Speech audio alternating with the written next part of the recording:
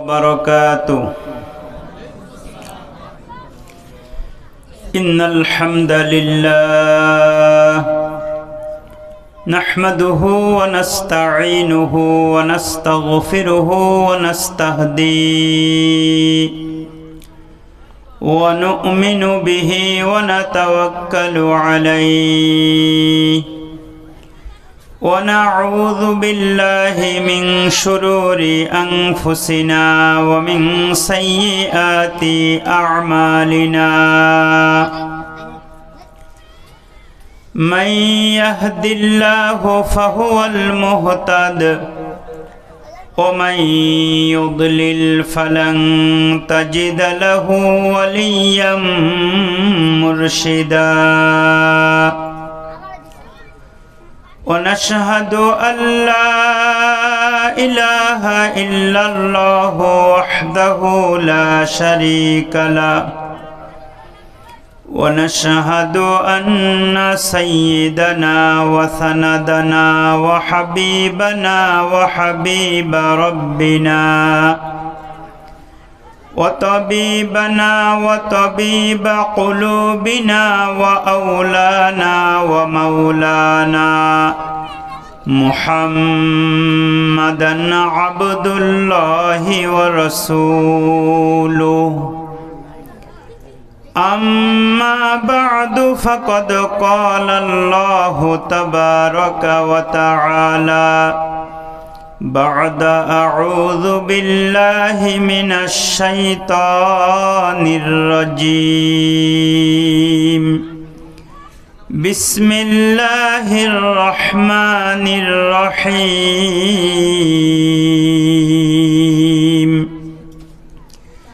إن الذين آمنوا وعملوا الصالحات وأخبتوا إلى ربهم أولئك أصحاب الجنة هم فيها خالدون. وقال النبي صلى الله عليه وسلم إذا مات الإنسان انقطع عنه عمله إلا من صدقة جارية أو علم ينتفع به وولد صالح يدعو له. رواه مسلم. صدق الله مولانا العظيم وصدق رسوله النبي الأمي الكريم ونحن على ذلك لمن الشاهدين والشاكرين والذاكرين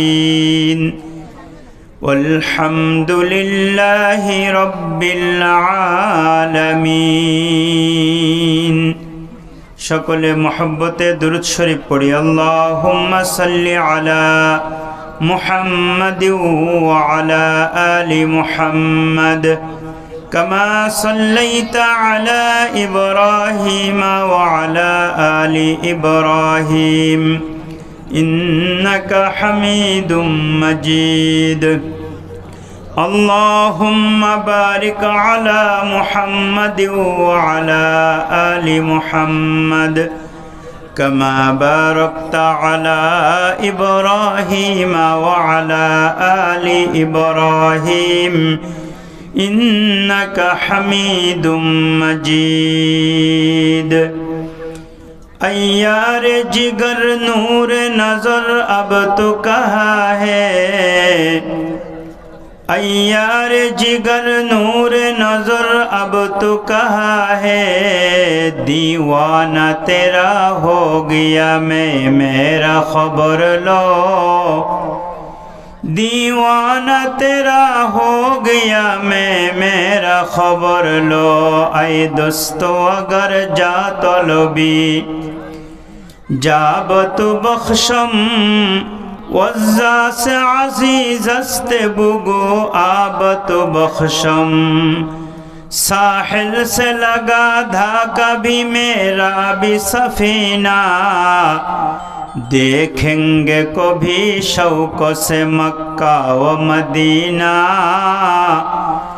देखेंगे कभी शौक़ से मक्का व मदीना गर सुन्नत नबवी की करे पैरवी उम्मत तूफा से निकल जाएगा फिर उसका सफीना तूफा से निकल जाएगा फिर उसका सफीना है दौलत दुनिया जो मिली सारे जहां को फैज़ान मदीना है वो फैज़ान मदीना फैज़ान मदीना है वो फैज़ान मदीना जोरे बोली मरहबा शुद्ध घुष আর অবিচার অন্যায় আর ব্যভিচার নারী ধর্ষণ মানুষ খুনে কাঁদেছে পৃথিবীর জমিন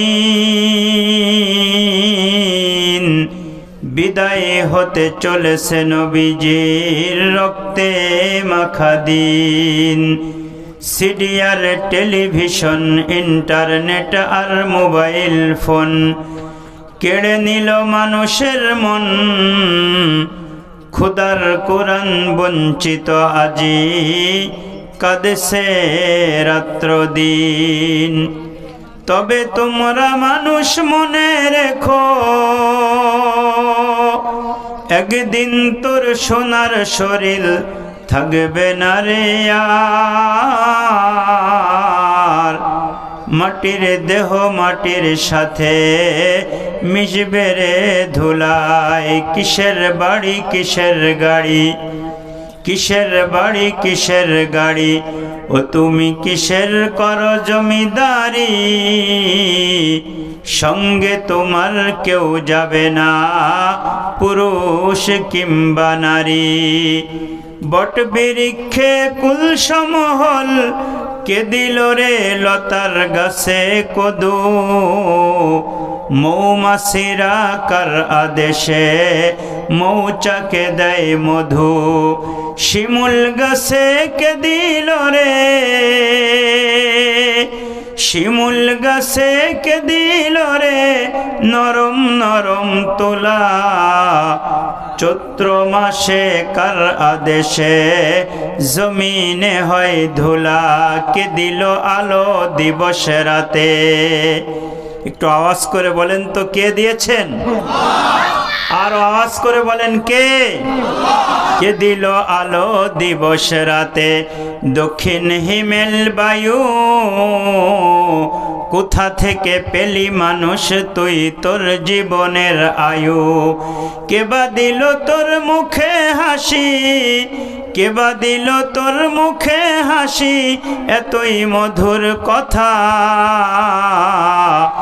কেমনে রে তুই বুঝতে পারিস আপনজনের ব্যথা পাখির কণ্ঠে কে দিল রে পাখির কণ্ঠে কে দিল রে মিষ্টি মধুর গান চিন্তা করে দেখো মুমিন এসব কিছুই মহান আল্লাহর দান লা ইলাহা ইল্লাল্লাহ লা ইলাহা ইল্লাল্লাহ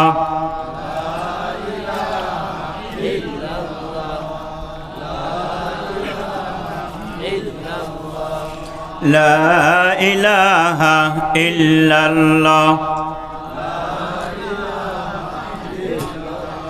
লা ইলাহা ইল্লাল্লাহ লা ইলাহা ইল্লাল্লাহ লা ইলাহা মুহাম্মাদুর রাসূলুল্লাহ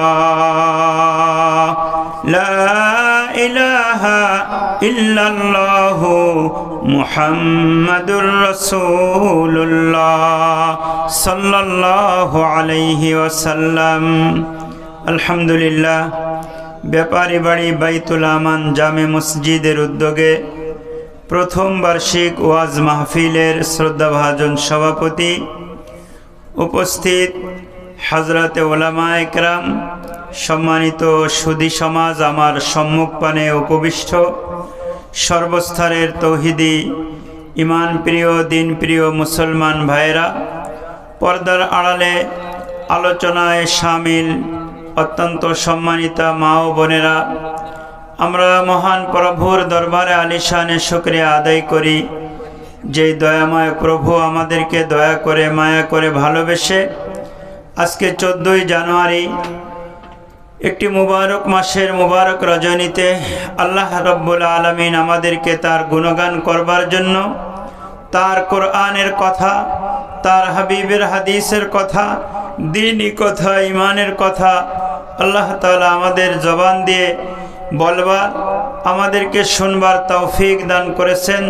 সকলে প্রাণ খুলে আল্লাহ তাআলার দরবারে আলিশানে শুকরিয়া আদায় করি, পড়ি আলহামদুলিল্লাহ। আল্লাহ রাব্বুল আলামিনের কাছে এই শব্দটা খুব পছন্দের। এই যে বান্দা তার জবান দিয়ে পড়বে আলহামদুলিল্লাহ, আল্লাহ তাআলা এই জবান আমাদেরকে দিয়েছেন তার গুণকীর্তন করার জন্য। আল্লাহ রাব্বুল আলামিন আমাদেরকে যে জবান দান করেছেন, এই রকমের জবান আল্লাহ তাআলা আর কোন মাখলুকাতকে দান করেন নাই। যেরকম সুবহানাল্লাহ। এ মুমিন মুসলমান ইমানদার, আর প্যান্ডেলের বাহিরে নয়, দৌড় দিয়ে খোদার রহমত অর্জন করার জন্য। আল্লাহ তাআলা যে তোমাকে যৌবন দিয়েছে, শক্তি দিয়েছে, টাকা দিয়েছে, সুস্থতা দিয়েছে, আজকে যে আল্লাহ রাব্বুল আলামিনের কোরআনের কথা তোমার বাড়ির পাশে হচ্ছে, তুমি ঘরে বসে থাকার জন্য নয়। শত শত মানুষ আজকে মেলা জমাইছে, মেলা জমানোর জন্য এই মাহফিলের আয়োজন ছিল না। বাজান রে, আল্লাহ তাআলা হাসপাতালের বিছানায় না শোয়াইয়া, আল্লাহ তাআলা পেরেশানির ভিতরে আটকায়া না রাইখা গ্রামে অবস্থান করার তৌফিক দান করেছেন। আল্লাহ তাআলা সুস্থতা দান করেছেন। যেই মহান আল্লাহ তাআলা নিয়ামত দিলেন, তার শুকরিয়া তখনই আদায় হবে যখন প্যান্ডেলে বসে বসে তার প্রশংসা করব আর জবান দিয়ে পড়ব আলহামদুলিল্লাহ। মুসলমান ভাইরা রে আমার, আমি যেই কথাটা বলতেছিলাম, আল্লাহ রাব্বুল আলামিন এই পৃথিবীর বুকে অসংখ্য অগণিত মাখলুকাত আল্লাহ তাআলা সৃষ্টি করেছেন। সমস্ত মাখলুকাতের কোয়ালিটি এক নয়, মানুষের কোয়ালিটিও এক নয়। আল্লাহ তাআলা বিভিন্ন রঙের, বিভিন্ন ঢঙের মানুষ আল্লাহ তাআলা বানাইছেন।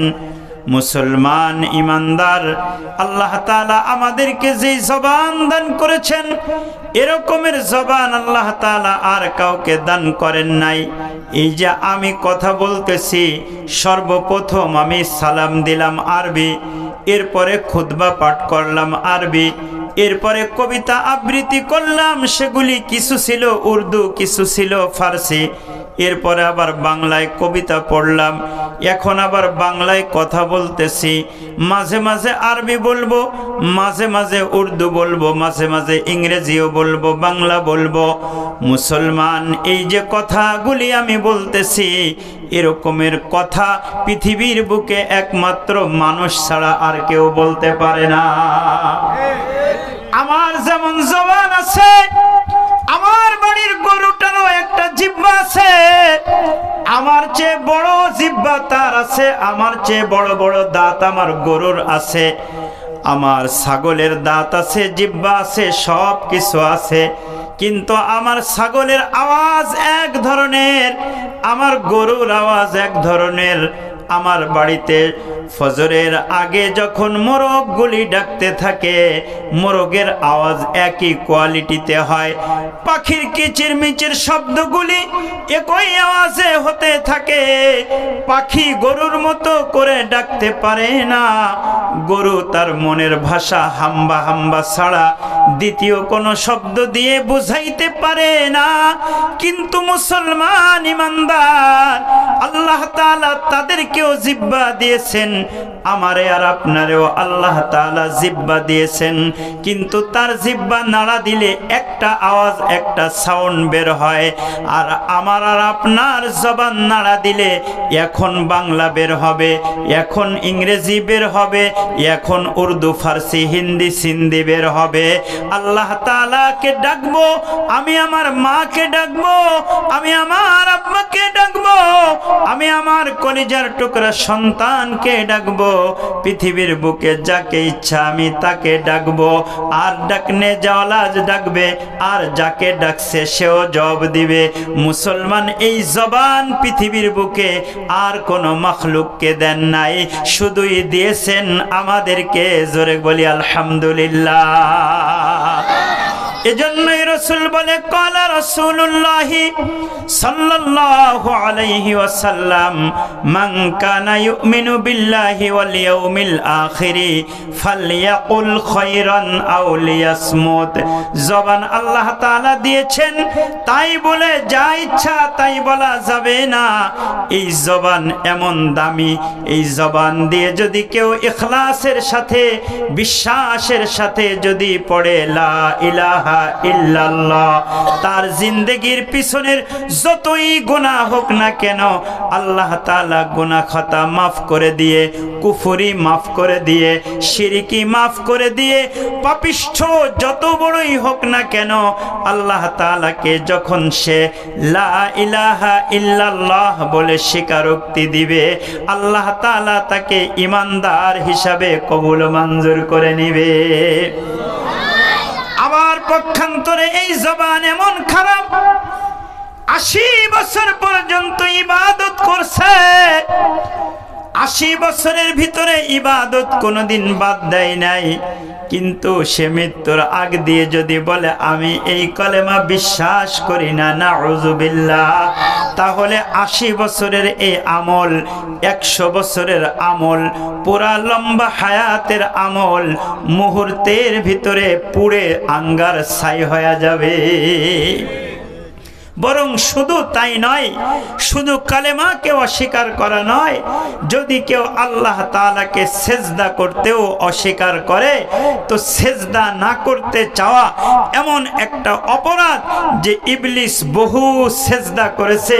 রিওয়ায়াতের ভিতরে আছে জমিনের কোনো খালি জায়গা বাকি ছিল না। একটু চিনি ছাড়া চা খাওয়াইতে হবে, মাইকলাও কিন্তু একটু ডিস্টার্ব হচ্ছে, চিনি ছাড়া দিতে হবে। তো আল্লাহ রাব্বুল আলামিন আমাদেরকে যে জবান দিয়েছেন, মুহতারাম হাজিরিন, কথা খেয়াল করি, এই জবান এমন দামি, জীবনে যত গুনাহ হোক কালিমা স্বীকার করলে সব মাফ। আর যদি কেউ যত নেকি হোক কালিমা অস্বীকার করলে সব পুড়ে ছাই। কথা কোন ঠিক কিনা? তাহলে এই জবান যা ইচ্ছা, যেমনে ইচ্ছা এমনে ব্যবহার করা যাবে না, ব্যবহার করতে হবে কিভাবে? রসুল বলে যে আল্লাহর উপরে ঈমান রাখে, রসুলের উপরে ঈমান রাখে, সে যেন পড়ে লা ইলাহা ইল্লাল্লাহ, সে যেন ভালো কথা বলে। আর সবচেয়ে ভালো কথা হলো লা ইলাহা লা ইলাহা ইল্লাল্লাহ, এটা হলো সবচেয়ে ভালো কথা। এর চেয়ে ভালো কথা জমিনের ভিতরে আর নাই। মুসলমান ভাইরা রে আমার, আল্লাহ রাব্বুল আলামিন এই জমিনের ভিতরে আমাদেরকে যে জবানটা দান করেছেন, এই জবান দিয়ে যখন আমরা পড়ব লা ইলাহা ইল্লাল্লাহ, তখন আমাদের নাম হয়ে যাবে মুমিন। বলেন আমাদের নাম কি হয়ে যাবে? সবাই আওয়াজ করে বলেন, কি নাম হবে আমাদের? আমরা মুমিন, ঈমান এনেছি আল্লাহর উপরে, আমরা মুমিন এনেছি আমানতু বিল্লাহি ওয়া মালাইকাতিহি ওয়া কুতুবিহি ওয়া রুসুলিহি। লম্বা একটা লিস্টি এখানে আছে, অনেকগুলি জিনিসের উপরে ঈমান আনলে ঈমানদার হয়। ঈমান এটা বুকের জিনিস, ঈমান এটা মুখে স্বীকার করার জিনিস, ইমান এটা কাজে কর্মে পরিণত করার জিনিস। যেই ব্যক্তি ইমানদার, যেই ব্যক্তি মুসলমান, যেই ব্যক্তির অন্তরের ভিতরে ইমান আছে, যেই ব্যক্তি গলার ভিতরে ইসলামের রশি লাগাইছে, বাজান রে, তার কিন্তু একজন মালিক আছে। ওই মালিকের নাম হলো আল্লাহ। যার মালিক আছে তার দাম আছে, যার মালিকানা আছে তার কিন্তু দাম আছে, যার মালিক নাই তার দাম নাই। কেমনে বুঝাই? বাজারের ভিতরে কুত্তা ঘুরে, কুকুরের কোনো দাম নাই, কিন্তু যদি কুকুরটা চেয়ারম্যানের হয় ওই কুকুরটার দাম আছে। কুকুরটা যদি গ্রামের গণ্যমান্য কারো হয় কুকুরটার দাম আছে। এখন মানুষ লক্ষ লক্ষ টাকা খরচ করে বিড়াল কিনে, 2 লাখ 3 লাখ টাকা পর্যন্ত একটা বিড়ালের দাম আছে, আরো বেশিও আছে। যদি এই এলাকার সবচেয়ে ধনী মানুষের একটা কুকুর থাকে, এলাকার সবাই জানে, বলেন তো দেখি ওই কুকুরটাকে কি সবাই মারতে পারবে নাকি? ওই কুকুরটার দিকে তাকাইলেও খবর আছে। ওই কুকুরটাকে যদি কেউ আঘাত করার প্ল্যান করে, তার প্ল্যানকে নস্যাৎ করে দিবে। কারণ ওই কুকুরটা এমনি কোনো বাজারের জংলা কুকুর না, ওই কুকুরটার একজন মালিক আছে। আর মালিক আছে দেখেই ওই কুকুরের দিকে যে ইচ্ছা করবে, যা ইচ্ছা করবে করতে পারবে না। এ মুসলমান ইমানদার, এজন্যই আমি বলি, জংলা কুকুরের দাম নাই, পালা কুকুরের দাম। জংলা বিড়ালের দাম নাই, পালা বিড়ালের দাম। জংলা সাপের দাম নাই, সাপুরিয়ার হাতের সাপের বড় দাম। জংলা হাতির দাম নাই, পালা হাতির দাম। কোন জিনিস যখন তার মালিক থাকে না, তার অস্তিত্ব বেশিক্ষণ থাকে না। আর যার মালিক থাকে চিরদিন তার অস্তিত্ব থাকে, কারণ সে যে মালিকের নজরে নজরে থাকে। এজন্য দুনিয়ার মালিক তো রূপক করতে মালিক, মালিকের জিন্দেগি শেষ হয়ে গেলে ওই বস্তুর কি হবে? মালিক নিজেই তো নাই। আর আমরা এমন একজন মালিকের গোলাম, যেই মালিকের নাম হলো আল হাইয়ুল কাইয়ুম, যিনি জীবিত এবং চিরঞ্জীব। জোরে কোন সুবহানাল্লাহ।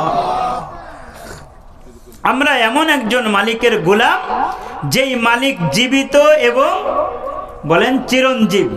আল হাইয়ুল কাইয়ুম, যিনি জিন্দেগি, যার জিন্দেগির কোনো শেষ নাই, এমন একজন মালিকের গোলাম।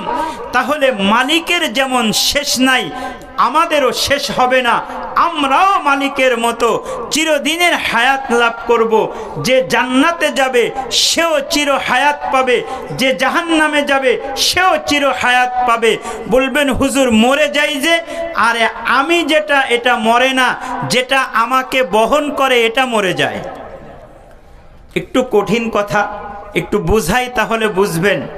আল্লাহ রাব্বুল আলামিন আমাদেরকে যখন এই দুনিয়ায় বডি দিয়ে পাঠাইছিলেন না, তখনও কিন্তু আমি ছিলাম, আমরা ছিলাম। সেই জগৎটার নাম ছিল রূহের জগৎ। সেই জগতে আল্লাহ তাআলা গোটা দুনিয়ার মাখলুকাতের সব রূহকে এক জায়গায় নিয়ে, আমার আর আপনার রূহকে এক জায়গায় নিয়ে, আদম আলাইহিস সালাতু ওয়াস সালাম থেকে নিয়ে পৃথিবীর শেষ মানুষের রূহটাকে নিয়ে আল্লাহ তাআলা বিশাল এক কনফারেন্স, বিশাল এক মহা সম্মেলন করেছিলেন। যার চেয়ে বড় মহা সম্মেলন আর দ্বিতীয়টা কখনো সংঘটিত হবে না।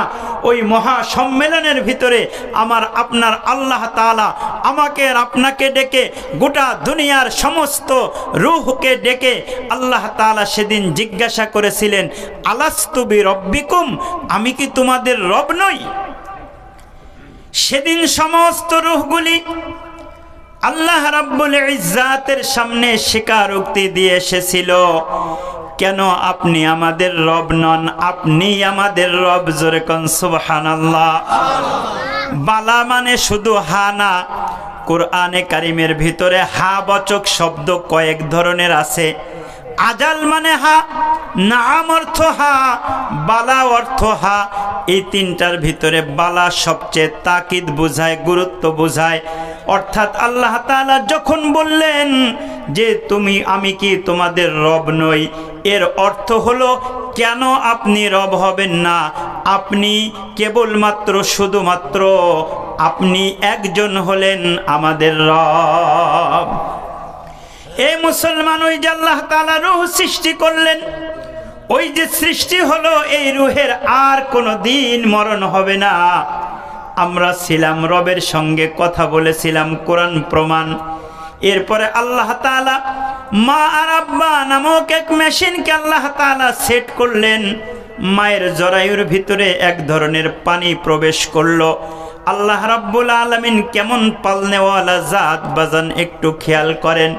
আল্লাহ তাআলাকে কেন মানো না? কেন রবের কদমে সেজদা দাও না? কেন রবের গোলামি করো না?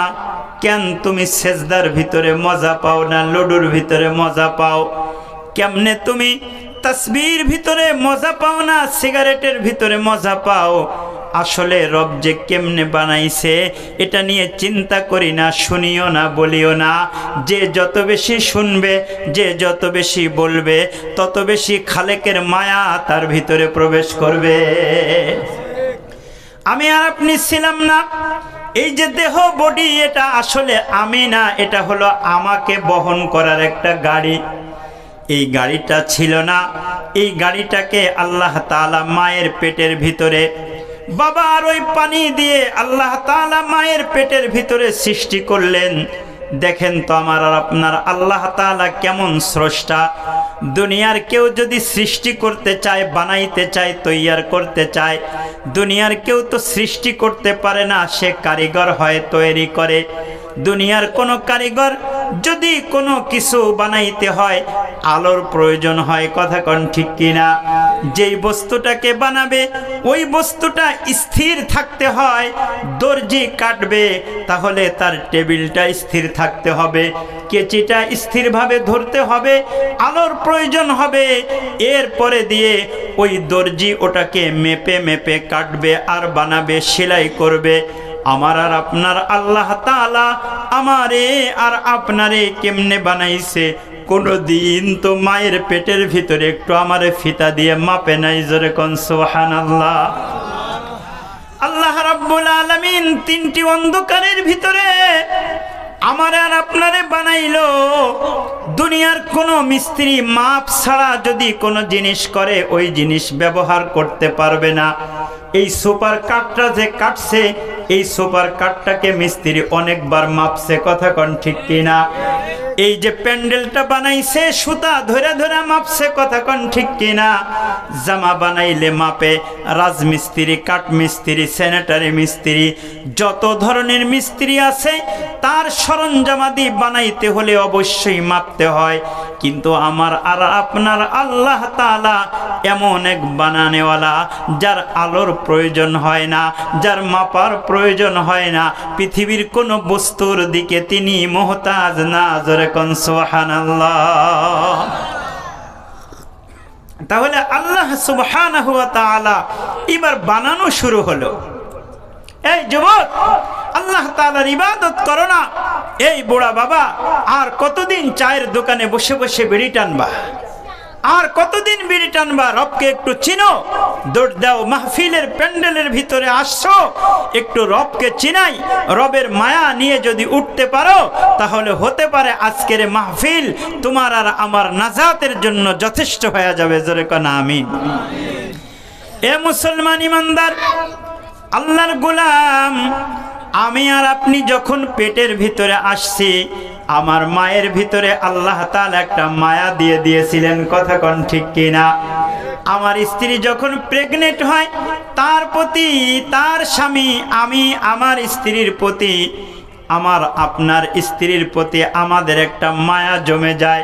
শুধুই ওই স্ত্রীর পেটে সন্তান আছে, ও মা, ও মায়া করে, তাই না? আমি বাবা মায়া করি, শুধু তাই না, বাড়ির সবাই আনন্দিত হয়। মেয়ে পক্ষ আনন্দিত হয়, ছেলে পক্ষ আনন্দিত হয়, ভাইরা আনন্দিত হয়, বোনেরা আনন্দিত হয়। দেখেন তো আমার আর আপনার আল্লাহ কেমন মোহব্বত দিয়ে মানুষ বানাইছে। এখনো আমি পেটের ভিতরে ছেলে না মেয়ে জানি না, এখন আমি কালা না ধলা কেউ জানে না, আমি কি সুস্থ না অসুস্থ না প্রতিবন্ধী কেউ জানে না, কিন্তু সবাই আমার মার দিকে খেয়াল করে, সবাই আমার মার পেটের ভিতরে যা আমি আছি এটা নিয়ে সবাই উদ্বেগ প্রকাশ করে, সবাই আমার দিকে খেয়াল করে। এই মায়া দিয়েছেন যিনি, তার নাম কি? আল্লাহ তাআলা মোহাব্বত দিয়ে দুনিয়াটারে সাজাইছেন। ও ইমানদার মুসলমান, মোহাব্বত দিয়ে আল্লাহ তাআলা দুনিয়ার বুকে এমন নিজাম করছে, আল্লাহ তাআলা 100 ভাগ রহমতকে আল্লাহ তাআলা ভাগ করে করে বন্টন করে করে আল্লাহ তাআলা গোটা মাখলুকাতের জন্য রেখেছেন 1 ভাগ, আর আমার আর আপনার জন্য আল্লাহ তাআলা ওই 1 ভাগ থেকে দিয়েছেন, আর 99 ভাগ রেখেছেন আল্লাহ তাআলা নিজের উপরে। সুবহানাল্লাহ। একটু চিন্তা করেন তো মহব্বতটা কেমন। একজন ছেলে যখন একজন মেয়ের প্রেমে পড়ে, সেও তো ওই 1 ভাগ রহমত আর মহব্বত থেকেই একটু পেয়েছে। ওই ছেলেরে তার আব্বা বোঝায়, তার মা বোঝায়, বলে বাজান রে তুই ওই মেয়ের পিছনে পড়িস না। অথবা মেয়ে কোনো ছেলেকে পছন্দ করছে, মা বাবা আপনজনেরা বোঝায়। আমরা ধনী মানুষ, ওই ছেলে বেকার, ওর বাপের কিছু নাই, ওর সঙ্গে তোর চলে না, কিন্তু পৃথিবীর সব কথাকে ফেলে ওই ছেলে ওই মেয়েকে নিয়ে চলে যায় কিনা বলেন তো? পৃথিবীর সব মায়া, সবার কথাকে উড্র করে, উপেক্ষা করে, সকলের কথাকে মাইনাস করে, বাইপাস করে ওই মেয়েটা ঘর ছেড়ে ওই ছেলের কাছে চলে যায়। এটার নাম মহব্বত। স্বামীর দিলে স্ত্রীর মহব্বত, স্ত্রীর দিলের ভিতরে স্বামীর মহব্বত, মার কলিজার ভিতরে আল্লাহ তাআলা সন্তানের যে মহব্বত দিয়েছেন, কত মহব্বত দিয়েছেন, সব ওই 1 ভাগ মহব্বতের ফসল। এমনকি আল্লাহ তাআলা আজরাইলের দিলের ভিতরে মহব্বত দিয়েছেন। যেরকম সুবহানাল্লাহ। রব্বে কারীম আজরাইলকে জিজ্ঞাসা করতেছে, ও আজরাইল, তুমি যে এত মানুষের জান কবজ করলা, এত মানুষের জান প্রতিনিয়ত প্রতি সেকেন্ডে তুমি জান কবজ করো, তোমার কি কখনো কারো জান কবজ করতে মায়া লাগছে? আজরাইল বলে, আল্লাহ তুমি তো আমাকে এমন এক ডিউটি দিছো যেই ডিউটির সাথে মায়া যায় না। কথা কোন ঠিক কিনা? সন্তানেরা বসে থাকে, মা মা করে চিৎকার করতে থাকে, ওই অবস্থার ভিতর থেকে মায়ের জানটা নিয়ে আসতে হয়। মা বসে আছে, আব্বা বসে আছে, সন্তান অসুস্থ, 6 মাস বয়স, এই সময় মাও কান্না করে, আব্বাও কান্না করে, কিন্তু তাদের চোখের পানির দিকে না তাকায়া ওই শিশু সন্তানের রূহটা আমাকে বের করে নিয়ে আসতে হয়। আমাকে এমন ডিউটি দিয়েছো, এমন কাজের দায়িত্ব আমাকে দিয়েছো, যেই কাজের সাথে কি যায় না বলেন? দয়া আর মায়া যায় না, চলে না। তবু আমার একজনের ব্যাপারে, 2 জনের ব্যাপারে একটু মায়া লাগছিল। যেরকম সুবহানাল্লাহ। আজরাইল ডাক দিয়ে বলে, আল্লাহ একজন গর্ভবতী মহিলা, তার গর্ভের পাতের সময় হয়ে আসছে, এমন সময় সে নৌকার ভিতরের একজন আরোহী, নৌকাটা ছিল কাঠের নৌকা, হঠাৎ করে দরিয়ার ভিতরে, সমুদ্রের ভিতরে ঝড় উঠে গেছে। এই ঝড়ের ভিতরে ওই নৌকাটা ফেটে চৌচির হয়ে যায়। এমন সময় ওই মা গর্ভের সন্তানকে প্রসব করে দেয়। এখন একটা তক্তা ধরে মা নিজে সাঁতার কাটতেছে, আর ওই প্রসূত সন্তানটাকে তক্তার উপরে বসায় দিছে। সন্তানটা চিৎকার করে কান্না করতেছে। এমন সময় মা যে একটু দুগ্ধ তার গালের ভিতরে দিবে, মা তো নিজের জীবনই বাঁচাতে পারতেছে না। দরিয়ার ভিতরে উত্তাল তরঙ্গের সঙ্গে মা লড়তেছে, এদিকে সন্তানরে বাঁচাতে চেষ্টা করতেছে। সন্তানকে দুগ্ধ পান করাবে এজন্য চেষ্টা করতেছে, কিন্তু কেমনে চেষ্টা করে সে বাঁচবে? এমন সময় আপনার অর্ডার হলো ওই মার থেকে যেন আমি রূহটা বের করে নেই। ও গো আল্লাহ, তখন আমার একটু মায়া লাগছিল। এই মা যদি সন্তানকে নিয়ে একটু তীরে পৌঁছতে পারে, একটু দুগ্ধ পান করাতে পারে, হয়তোবা তার জন্য একটু প্রাণ সঞ্চারের ব্যবস্থা হবে, কিন্তু আপনার হুকুম আমি ওই মাকে প্রাণটাকে বের করে নিয়ে মায়ের ইন্তেকাল করে দিলাম। ওই সন্তানের প্রতি আমার একটু দরদ লাগছিল। আল্লাহ তাআলা ডেকে বলে, আর কোন দিন দরদ লাগছে? আজরাইল আলাইহিস সালাতু ওয়াস সালাম ডেকে বলে, একদিন সাদ্দাত তার বানানো জান্নাতের ভিতরে যাবে। একবারে সুন্দর করে মণি মুক্তা জহরত সব কিছু দিয়ে যখন সাদ্দাত এই জান্নাতটা বানাইলো, এই জান্নাতটা বানানোর জন্য সব কিছু প্রসেসিং হয়ে গেল, ওকে ফাইনাল হয়ে গেল। এমন সময় সাদ্দাত বিশাল বাহিনী নিয়ে, দবদবা রফরফা নিয়ে যখন ভিতরে প্রবেশ করবে, এমন সময় আপনার অর্ডার হলো তার জানটাকে বের করার জন্য। আমি জান্নাতের গেটের সামনে ছদ্মবেশে দাঁড়ায়া গেলাম ফকির সেজে।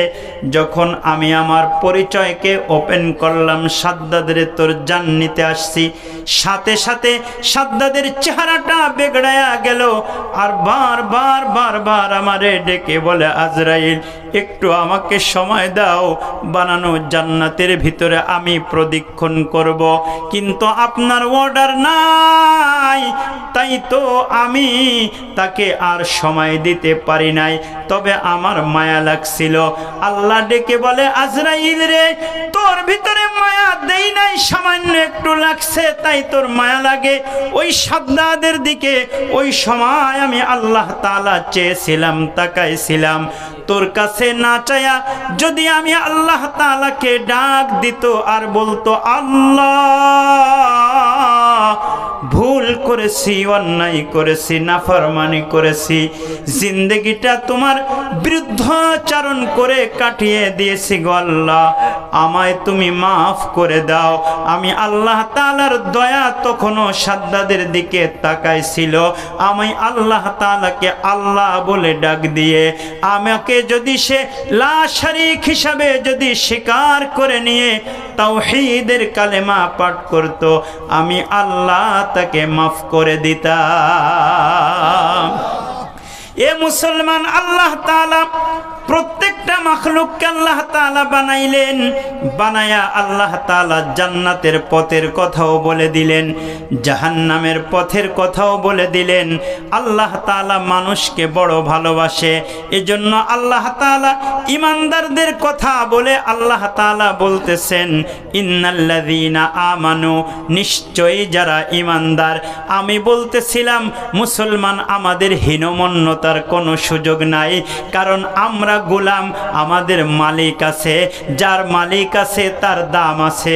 বুঝাইতেছিলাম আমার কোনো দিন মৃত্যু হবে না, কারণ রূহের জগৎ থেকে আল্লাহ তাআলা রূহটাকে একটা মাটির দেহ বানায়া মায়ের পেটের ভিতরে আল্লাহ তাআলা রূহ সঞ্চার করে আমাকে জমিনের ভিতরে পাঠাইলেন।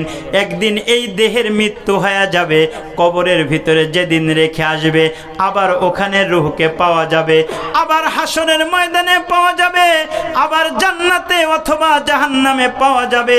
তাহলে আমার আপনার মালিক যেমন চিরঞ্জীব, আমাদের আত্মাগুলিও চিরঞ্জীব। কথা বলেন ঠিক কিনা? কিন্তু আমরা বোকা, আমরা এই দেহকে সাজাই কাপড় দিয়ে, আমরা এই দেহর জন্য ফিকির করি, দেহকে আরাম দেওয়ার জন্য সোফা বানাই, দেহকে শোয়ানোর জন্য খাট পালং বিছনা বানাই, সব কিছু সারাদিন ফিকির আফকার। এখন ইউটিউবে দেখলে ইউটিউবের ভিতরে ঢুকলে রকমারি খাবারের অভাব নাই গাজীপুরে। কথা কন ঠিক কিনা?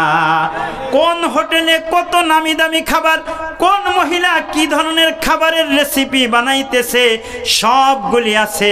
কিন্তু বাজান রে, এই সবগুলি আয়োজন হলো দেহের জন্য, অথচ এই দেহ একদিন ছিল না, আবার একদিন থাকবেও না। মাটির দেহর থেকে যেদিন আমার ওই আসল মানুষটা বের হয়ে যাবে, ওই আত্মাটা যেদিন বের হয়ে যাবে, এদিন এই মানুষটাকে আবার মাটির দেহ মাটির ভিতরে রেখে আসবে। মাটির দেহকে আবার কোথায় রেখে আসবে? জীবন নামের প্রদীপ আমার যেদিন নিভে যাবে, বন্ধু বান্ধব আপন জনে দিবে বিদায় করে। জীবন নামের প্রদীপ আমার যেদিন নিভে যাবে, বন্ধু বান্ধব আপন জনে সবাই বিদায় করে দিবে। দুই নয়নের কপট যেদিন লাগবে চিরতরে, দুই নয়নের কপট যেদিন লাগবে চিরতরে, আপন জনে মিলে মিশে দিবে বিদায় করে। শূন্য খাঁচা রবে পড়ে, শূন্য খাঁচা রবে পড়ে, পাখি যাবে উড়ে, গোসল দিবে আমায় সবে গরম পানি করে, গোসল দিবে আমায় সবে জীবনের তরে। কথা বলেন ঠিক কিনা? এ মুসলমান ইমানদার, চক্ষুটা বন্ধ করেন, একটু মৃত্যুর মুরাকাবা করেন, একটু মৃত্যুকে স্মরণ করেন। আহারে, এই যে সুন্দর দেহ যাকে সাজাইলাম কাপড় চোপড় দিয়ে, যাকে আমি শীত থেকে বাঁচার জন্য মোটা কাপড় ব্যবহার করি, গরম থেকে বাঁচার জন্য ফ্যান, এসি, এয়ার কন্ডিশন ব্যবহার করি, আহারে বাজান, এত সুন্দর করে বাড়ি বানাইলাম, এত সুন্দর করে খাট পালং বানাইলাম, যে দেহের জন্য গার্মেন্টসে চাকরি করলাম, কত ধরনের দিন মজুরি করলাম, কত ধরনের কর্ম করলাম, মালিক হইলাম, শ্রমিক হইলাম, বক্তা হইলাম, শ্রোতা হইলাম, শিক্ষক হইলাম, ছাত্র হইলাম, রকমারি রকম ফের আয়োজন যেই বডির জন্য করলাম, এই বডি যেদিন একবারে শূন্য খাঁচা নিয়ে রুহবিহীন পড়ে থাকবে, কেউ বলবে না এই যে মুফতি সাহেব, কেউ বলবে না এটা ডাক্তার সাহেব, কেউ বলবে না, বরং সবাই একটাই পরিচয় দিবে, লাশ পড়ে আছে। একটু আওয়াজ করে বলেন ঠিক কিনা? এ মুসলমান ইমানদার, এ মুসলমান ইমানদার, আসল দাম হলো ওই আত্মার। ওই আত্মাটাকে আসল মানুষ বলা হয়। কেমনে বুঝাইলে বুঝবেন আমি বুঝি না, একটু বাবা খেয়াল করেন, দিলের কান দিয়ে আল্লাহ তাআলা বুঝদান করবেন। একটা মানুষের মনে করেন শরীরের অর্ধেক নাই, একটা মানুষের দেহের ভিতর থেকে অর্ধেক নাই, অর্ধেক না থাকার পরেও যদি রূহ থাকে, অসুস্থ মা রূহ থাকার পরেও কিন্তু তারে সন্তানেরা মা মা বলে ডাকে। ওই মা অসুস্থ হলে মারে এনামে নিয়ে যায়, সুপারে নিয়ে যায়, ল্যাব ওয়ানে নিয়ে যায়, ঢাকা মেডিকেল কলেজে নিয়ে যায়। কথা বলেন ঠিক কিনা? কিন্তু মার পুরা শরীরটা ঠিক আছে, সন্তান গিয়ে মারে ডাকে, মা আজান হয়ে গেছে, উঠো না কেন? দরজা ভেঙ্গে মার ঘরের ভিতরে ঢুকে দেখে আমার মার পুরা বডি ঠিক আছে, কিন্তু মার শূন্য খাঁচা পড়ে রয়েছে। ওই যে পাখিটা মার দেহ থেকে উড়ে চলে গেল, এ মা হারা সন্তানেরা কেমনে পারলাম মায়ের লাশটাকে কবরের ভিতরে দিয়ে আসতে? যেই মা না আমাকে আর আপনাকে তিল তিল করে বড় করেছিল, যেই মায়ের রক্ত আর গোশত গুলি আমার জন্য খাবার হয়ে গিয়েছিল, যেই মায়ের দুগ্ধ পান করে রক্ত গোশত পানি করা তার পরিশ্রম দিয়ে আমাকে আপনাকে লালন পালন করলো, ওই মাকে তো আমি নিজের হাতে কবরে শোয়াইছি। কত আদরের দাদি জান ছিল, নিজের হাতে কবরে শোয়াইছি। ও মুসলমান ইমানদার, ওই যে বাবাটাকে লাশ নিয়ে খাটিয়ার উপরে কাঁধে করে করে সন্তান, ওই যে আমার বন্ধু জুবাইর একটি মাত্র সন্তান, মাত্র 7-8 মাস বয়স, গত সপ্তাহে মারা গেল। জুবাইর ডেকে ডেকে বলে, বাবারে তোর চোখে কেমন ঘুম? বাবার আগে তুই ঘুমায়া গেলি, রাতে তোর কারণে ঘুমাইতে পারতাম না, বারবার ঘুমের ভিতরে জেগে উঠতি আর বিরক্ত বোধ করতাম রে বাবা। তুই আমার একটি মাত্র সন্তান, বয়স মাত্র 7-8 মাস, ওরে বাবা তুই আমার আগে ঘুমায়া গেলি। মা কান্দে, জুবাইর কান্দে, ওর বিবি কান্না করে, ফুটফুটে 7 মাসের সন্তান বাবা বাবা বলা শিখে গেছে, মা মা বলা শিখে গেছে, কিন্তু যখন শূন্য খাঁচা প্রাণহীন হয়ে গিয়েছে, ওই জুবাইর নিজের হাতে সন্তানটারে কবর দিছে। আমার মায়ের সাথে আমার এত ভালোবাসা, এত মহব্বত ছিল, ওই মারে নিজের হাতে কবরে নামাইছি। ওই কবরের মাটির টাচ করে দেখছি মাটি বড্ড ঠান্ডা। আমার মা আমারে কখনো রাতে ঠান্ডা জায়গায় শোয়ায় নাই। আপনার মা আপনারে কখনো ঠান্ডা মুতের ভিতরে শোয়ায় রাখে নাই। কথা বলেন ঠিক কিনা? এ বাজান একটু চিন্তা করেন, যেদিন আমার আর আপনার মৃত্যু হয়ে যাবে, এই সাদের পোশাকগুলি আমার থেকে টেনে টেনে খুলে ফেলা হবে। কিসের জন্য রে মুসলমান বাহাদুরি করো? এই বাবা গাড়ি গাড়ি বাড়ি বাড়ি চাকরি বাকরি করো। এ গার্মেন্টসের শ্রমিক ভাই বোনেরা 10টা 12টা হাজার টাকা বেতনের জন্য, 20টা হাজার 30টা হাজার টাকা বেতনের জন্য কত না কষ্ট করো। 14 ঘন্টা 15 ঘন্টা পর্যন্ত কষ্ট করো। সব ছেড়া কিন্তু তোমার কত সাথী কবর জগতে চলে গেছে। একসাথেই চাকরি করতে কতজন কবরে চলে গেছে, কেউ তাদের খোঁজ নেয় না। এ নির্মম সত্য কথা মুসলমান, একটু কবরের কথা চিন্তা করো রে বাজার। যেদিন আমি এই দুনিয়ার থেকে বিদায় নিব, আমার সন্তান দৌড়ায়া মসজিদে গিয়ে মাইকে এলান দিয়ে দিয়ে গ্রামের মানুষগুলি জড়ো হইতে থাকবে। একটু মুরাক্কাবা করেন, চিন্তা করেন রে বাবা। রসুল বলে কান্না করো, না হলে কান্নার চেষ্টা করো। একটু পরকালের চিন্তা করে রবকে একটু দিলে দিলে ডাকতে থাকো। রবের মায়া নিয়ে একটু ওঠার চেষ্টা করো রে মুসলমান। ওই যে সন্তান যাবে, চাচা আমার আব্বারে গোসল করাইতে হবে। ওই যে আরেক সন্তান কবরস্থানের খবর নেওয়ার জন্য যাবে, ঝাড়ে বাঁশ কাটতে যাবে। যেই সন্তানদেরকে প্রতিষ্ঠিত করার জন্য বাবার মতো কৃপণ এই পৃথিবীতে আর কেউ হয় না। নিজে ভালো না খেয়ে সন্তানদের জন্য চেষ্টা করে। মায়ের মতো মিথ্যুক আর কেউ হয় না। পেটে ক্ষুধা, তারপরেও বলে আমার খাবারের দরকার নাই। ওই সন্তানদের জন্য মিছা কথা বলছিল যেই মা, ওই মার ভিতর থেকে যেদিন প্রাণ পাখিটা বের হয়ে যাবে, ওই দিন কিন্তু মাকে সন্তান নিজের হাতে বাড়ি থেকে বের করে দিবে। ওই যে যারা গোসল করানোর লোকজন তারা চলে আসবে, তারা এসে বলবে একটা কাপড় দাও, একটা মশারি দাও। আরে সুন্দর করে বাড়ি বানাইলাম, এই যে কত দামি সোফায় বসে আছি, আমার আগে এই চেয়ারে বসেছিল কতজন, তারাও গেছে, আমিও যাব, রইব না আর বেশিক্ষণ। তোমার আগে এই এলাকায় বেঁচে ছিল কতজন, তারাও গেছে, তোমরাও যাইবা, থাকবা না কেউ বেশিক্ষণ। কথা কন ঠিক কিনা? এ মুসলমান ইমানদার আমার ভাই, আমার বোন, এ আমার মা, তোমার পায়ে হাত রেখে বলি আর নামাজ ছাইড়ো না, আর বেপরদায় চলিও না রে মা। কত কষ্ট করে গার্মেন্টসে কাজ করো, মানুষের বাসায় কাজ করো, সংসারে কাজ করো, কত কিছু করো, কিন্তু সব একদিন পড়ে থাকবে। আমাকে আর আপনাকে চলে যেতে হবে। ওই যে গ্রামের মানুষগুলি আসবে আর আইসা আইসা বলবে তাড়াতাড়ি মশারি দাও, কাপড় দাও। কাপড়টা টাঙ্গাইয়া আমার আর আপনারে গোসল করাইবে।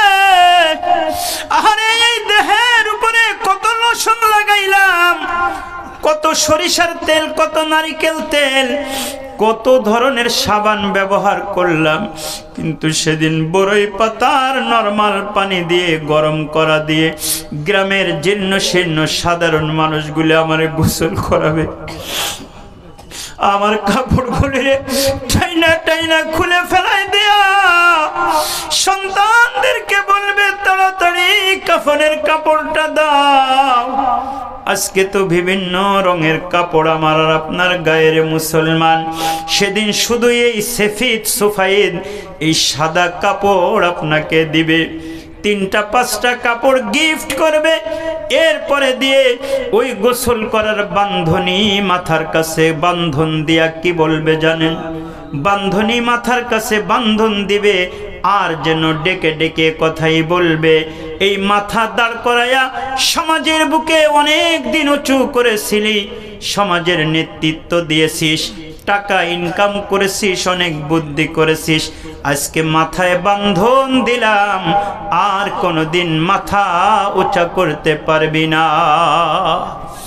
আর একটা বান্ধন কোমরের কাছে দিয়া ওই গোসল করানেওয়ালা মানুষটা ডেকে ডেকে বলবে, বান্ধনী যেন ডেকে ডেকে বলবে, মাজা সোজা আর কোনোদিন করতে পারবি না।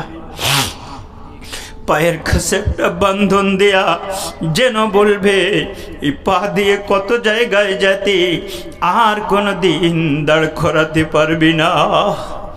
পুরা চকলেটের মতো পেঁচায়া 3টা বান্ধন দিয়ে লাশের খাটের উপরে দিবে। এই বাবা, আজকে 4 দোকানে টিভি দেখো, ঘন্টার পর ঘন্টা আড্ডা দাও, অফিসের বস বসে বসে মোবাইলে কথা বলো, চ্যাটিং করো, গল্প করো, আড্ডা দাও, নামাজের সময় চলে যায়, জিকিরের সময় চলে যায়, আড্ডা দাও যাদের সঙ্গে সঙ্গে।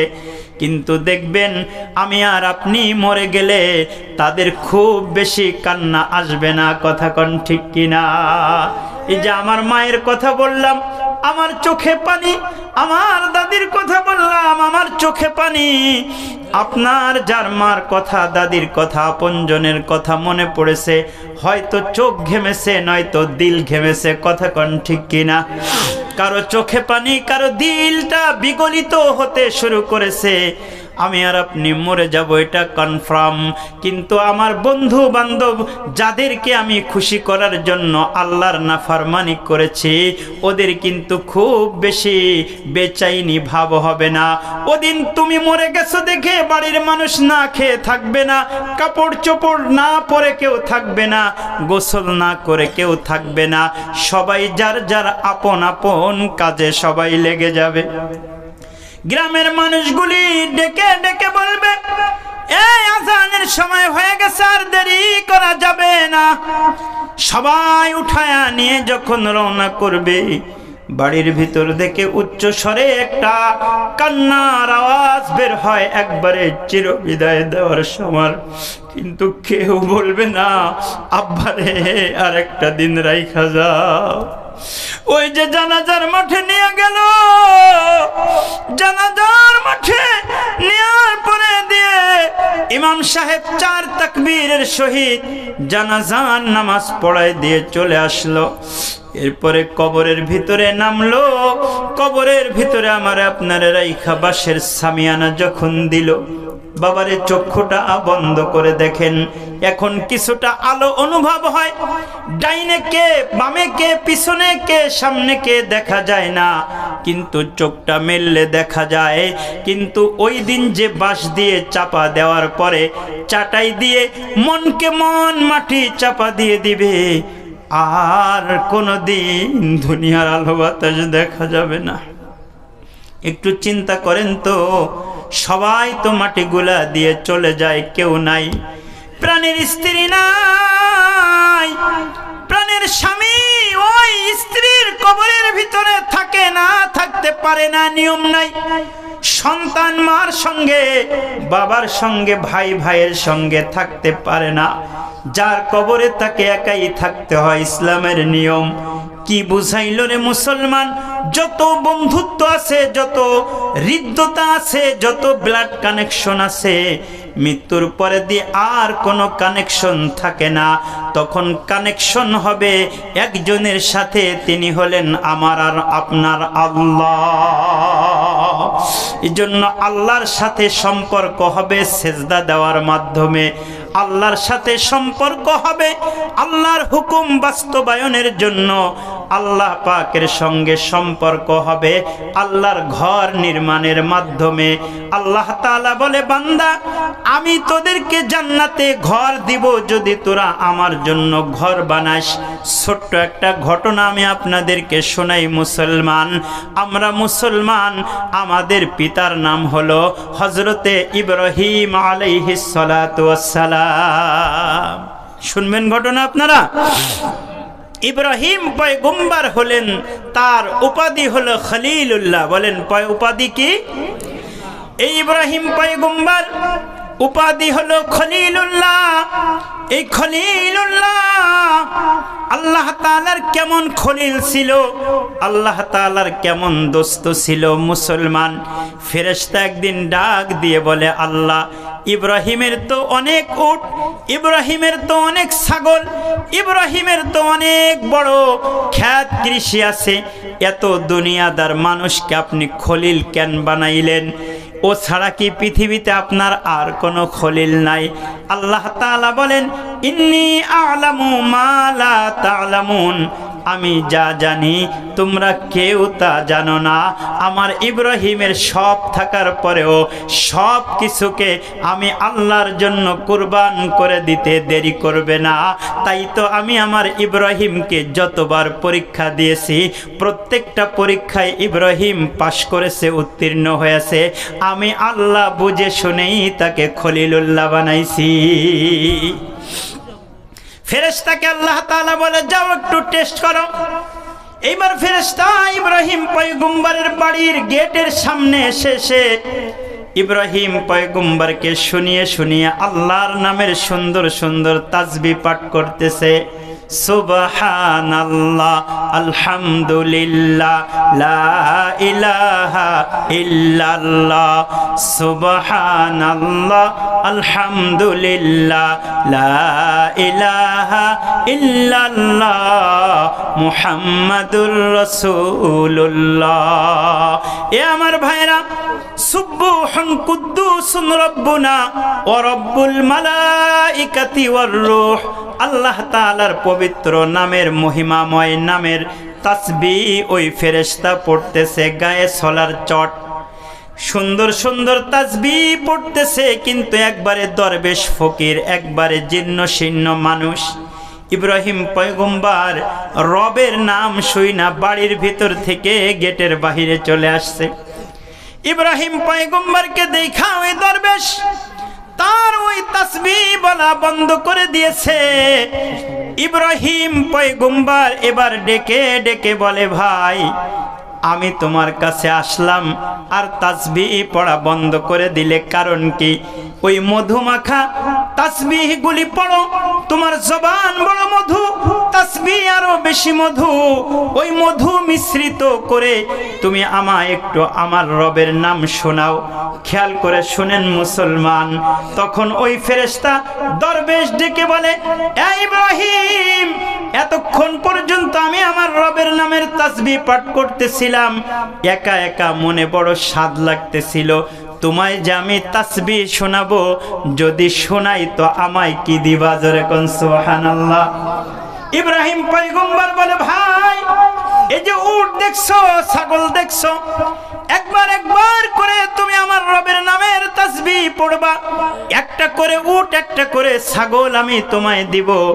এভাবে ওই ফেরেশতা একবার সুবহানাল্লাহ বলে ইব্রাহিম পয়গম্বর একটা উট দেয়, একবার আলহামদুলিল্লাহ বলে একটা ছাগল দেয়।